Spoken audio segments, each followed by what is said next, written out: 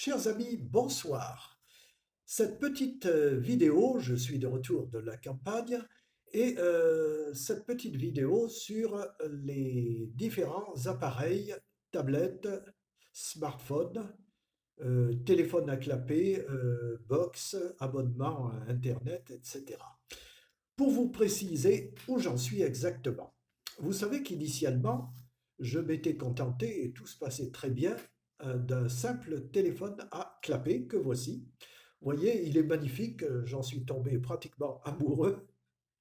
Les grosses touches, trois mémoires automatiques, et c'est parfait. Ça me coûte chez Free, ça me coûte 2 euros pour 2 heures de communication par mois.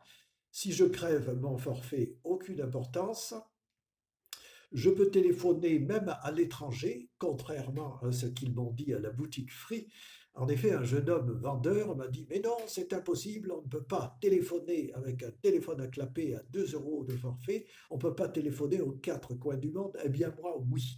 Il se trouve que j'ai de la famille aux quatre coins du monde, en Angleterre, aux États-Unis, au Canada, ainsi que des correspondants en Nouvelle-Zélande, Afrique du Sud, Tahiti. Et ma foi, je peux communiquer sans problème.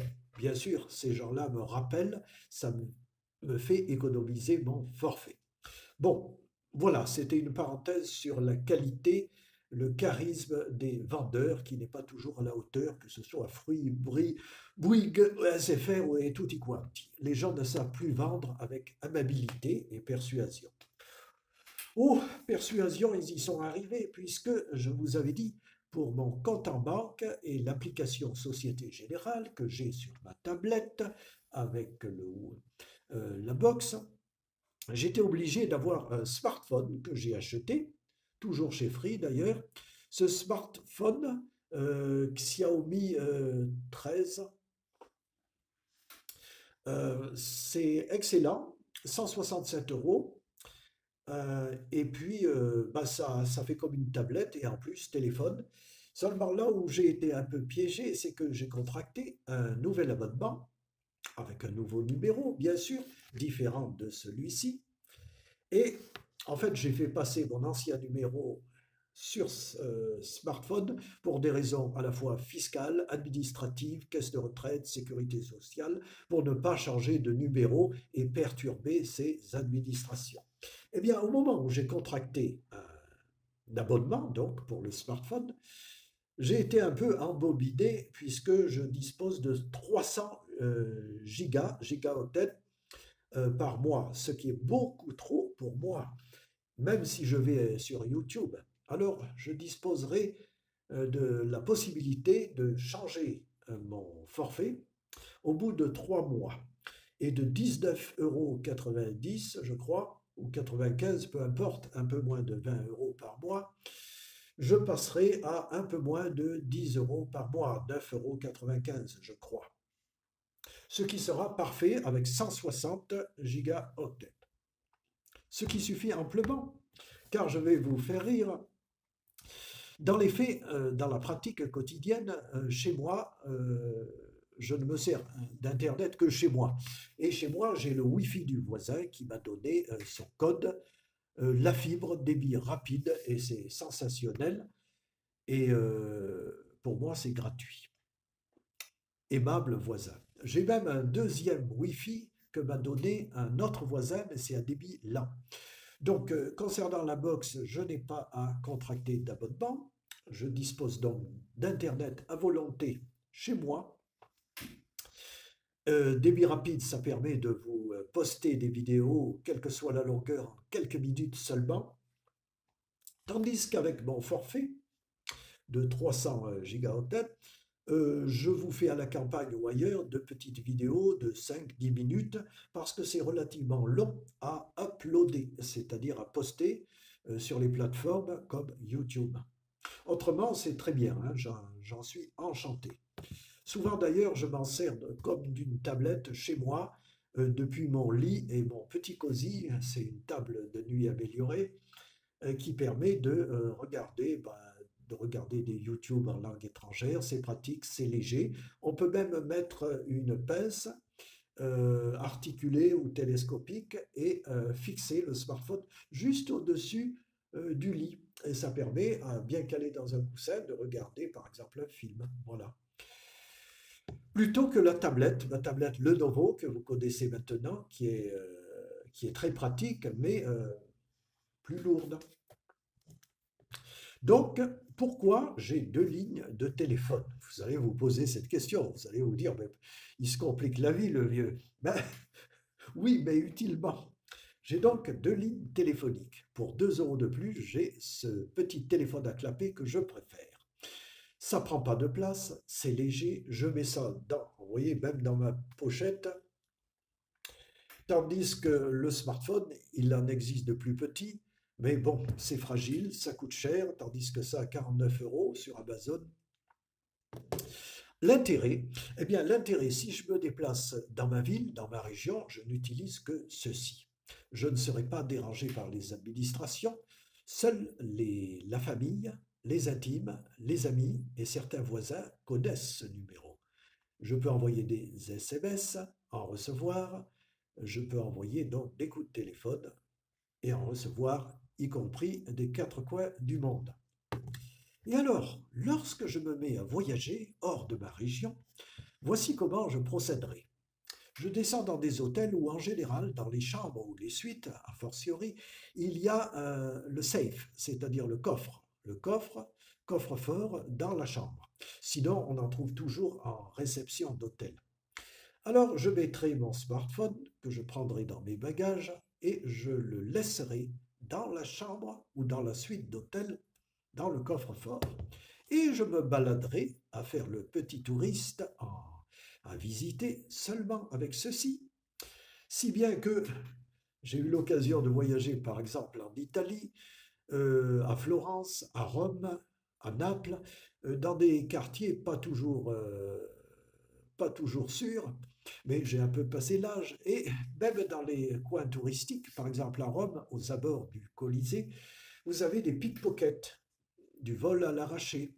Eh bien, je doute qu'on m'arrache ce petit instrument qui ne prend pas de place, que je tiens bien en main, et je ne me balade pas en ville en gesticulant et en parlant. Je l'éteins, il me sert de balise de sécurité.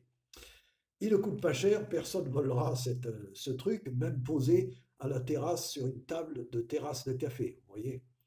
Tandis qu'un smartphone, ça se vole, et si vous êtes à l'étranger, ou en vacances quelque part, même en France, catastrophe, si on vous vole ça et que vous n'avez pas d'autres moyens de communication, je vous laisse imaginer les problèmes. Tandis que là, dans le pire des cas, si j'endommage mon petit appareil, je récupérerai toujours la carte SIM et la carte mémoire, et puis je réglerai le problème en France de retour. Et surtout, j'irai à mon hôtel et je retrouve mon smartphone où il y a tout. La deuxième ligne téléphonique, il y a Internet, il y a mon répertoire doublé et il y a tout. Donc, voilà. Je vous conseille donc, quand vous vous déplacez, d'avoir un smartphone, si possible peut-être un peu plus petit que le mien, qui est vraiment une petite ardoise. Et puis, je vous dis quelque chose de très simple qui permet en Europe, je précise bien en Europe, de pouvoir téléphoner à votre famille restée en France, par exemple, vos amis, vos voisins. Vous pouvez communiquer avec simplement ce petit appareil. Voilà. Et le smartphone. Je ne comprends pas que des jeunes en particulier, mais pas que, mettent cet appareil dans la poche arrière de derrière de leur jean. N'importe quel voleur peut se saisir de cet appareil et se sauver, surtout à Rome, que je connais très bien, comme ma ville de Toulon. Tandis que ça, c'est bien pratique. Voilà. Alors, les 160 gigaoctets, c'est même trop. 50 m'aurait suffi, mais il aurait fallu changer pour aller vers Bouygues, peut-être SFR, enfin bon. J'ai eu envie de rester chez Free. Le service après-vente n'est pas toujours à la hauteur, mais par contre, quand tout se passe bien, comme dirait l'autre, tout se passe bien. Et leurs tarifs sont plus que sympathiques. Je fais de grosses économies. Mais je regrette d'avoir pris un abonnement. Pour ça, c'était de bons vendeurs, un abonnement de 19 euros et quelques par mois, alors que celui de moins de 10 euros, 9 euros et quelques, aurait suffi amplement. 160 gigas, il y a de quoi aller, une fois qu'on est à l'étranger, aller sur Internet et sur YouTube. Vous savez que je l'adore, ce YouTube, cette plateforme est en plusieurs langues, français très rarement, c'est plutôt anglais, italien, espagnol et portugais brésilien. Ça m'occupe plusieurs heures par jour, c'est un entraînement, c'est ma passion. Comme il y en a le piano, le saxophone ou le culturisme, la musculation en salle. Moi, c'est la musculation du cerveau. Tous les jours, je pratique ces langues intensément. Alors, prochaine vidéo, ça va être sur l'abbé Pierre. Faut-il dire du mal des morts? Alors, prochaine vidéo, c'est celle, ce sera celle-là. Je vous dis bonsoir et à très bientôt. J'annoncerai toujours la prochaine vidéo. Je vous conseille donc de vous abonner avec la cloche de notification. N'oubliez pas, de même ceux qui débarquent sur ma chaîne, eh bien, abonnez-vous parce qu'il y a des gens qui regardent régulièrement mes vidéos mais ne sont pas abonnés. Alors au niveau du référencement, c'est mauvais. Vous likez si vous aimez ou pouce en bas si vous n'aimez pas. Là aussi intéressant pour le référencement, que vous aimiez ou pas. Vous mettez un commentaire, un avis. Par exemple, pour cette vidéo, à quel abonnement avez-vous, quel forfait avez-vous contracté auprès de quelle compagnie, par exemple? Voilà, avantages, inconvénients.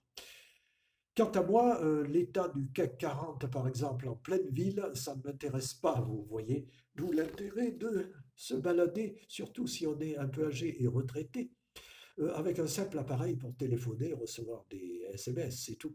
Le, L'état du monde à la seconde près, ça ne m'intéresse pas dans l'immédiat. De retour chez moi, oui. Et puis si vous avez un aimable voisin qui vous donne le code Wi-Fi débit rapide, eh bien ce sera le bonheur pour vous et d'énormes économies. J'ai dû économiser depuis 12 ans peut-être 8 000 euros. Merci. Bonsoir à vous tous.